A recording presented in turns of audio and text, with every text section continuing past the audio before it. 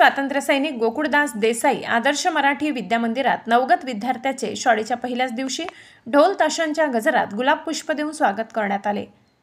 नंदुरबार येथील सार्वजनिक शिक्षण समिती संचालित स्वातंत्र्यसैनिक गोकुळदास देसाई आदर्श मराठी विद्यामंदिरात संस्थेचे सचिव डॉक्टर योगेश देसाई व मुख्याध्यापिका मीनाक्षी भदाणे यांनी विद्यार्थ्यांचे गुलाब पुष्प देऊन स्वागत केले। त्यानंतर शासकीय पाठ्यपुस्तकांचे वाटप केले।